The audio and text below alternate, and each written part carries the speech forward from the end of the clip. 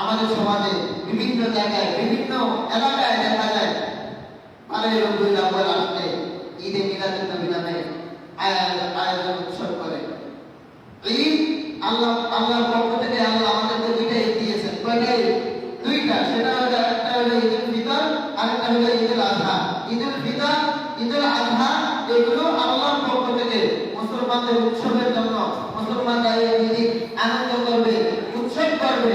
কিন্তু এছাড়া কোরআন হাদিসের ভিতরে কোথাও অন্য কোনো ঈদে মিলাদুন নবী উল্লেখ নেই। এটা মানুষের বানানো। ঈদে মিলাদুন নবী কার বানানো? মানুষের বানানো। 604 হিজরিতে আবু মাসউদ মুজাফফর কাওকারি এই ব্যক্তির শাসনামলে এই ব্যক্তি দিয়ে একজন মানুষের মাধ্যমে মিলাদুন নবী অনুষ্ঠান আয়োজন করে তারপরে মিলাদুন নবী শুরু করেন। সেখানে আয়োজন উৎসব করে এই মিষ্টি খাওয়া দাওয়া এগুলো শুরু করছে। এর আগে 604 হিজরির আগে এগুলো কিছুই ছিল না। এখন সেখান থেকে চলতে চলতে এই পর্যন্ত এখন আমাদের সমাজেও এই ঈদে মিলাদুন নবী পালন করা হয় 12 রবিউল আউয়াল।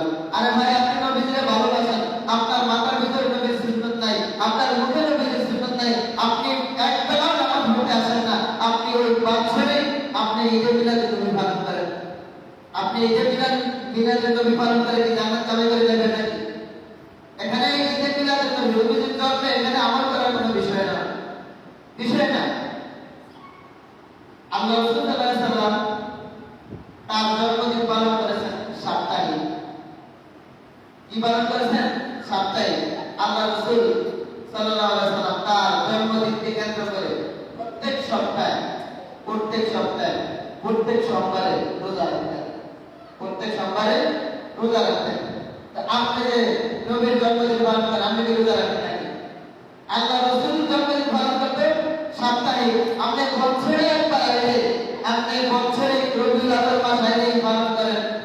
তাও আল্লাহ রাসূলের জন্ম পালন করতে সেইভাবে না, আপনি মিষ্টি বিভিন্ন আয়োজন উৎসব ড্যান্সের পালে আপনি মিলাদুন নবী পালন করেন। অথচ আল্লাহ রাসূল তার নিজের জন্মদিন পালন করতেন 7 তারিখ রোজা রেখে। প্রত্যেক সোমবার আল্লাহ রাসূল সাল্লাল্লাহু আলাইহি সাল্লাম রোজা রেখেছেন শুকরিয়া হিসাবে।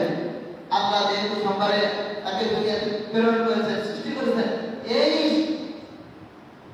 শুকরিয়া আদায় করতে আল্লাহ রাসূল রোজা রেখেছেন। কিন্তু আমরা পালন করি না, আমরা তার বিপরীতটা। আল্লাহ রাসূল যেটা করেছে সেটার বার্তা দিয়ে আমরা হাঁটি না।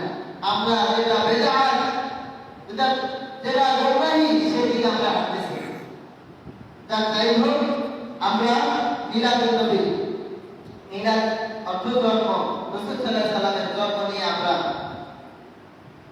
জীবনী পাঠ করব, জন্ম ঘাটবো, ইতিহাসের কিতাব পড়ব।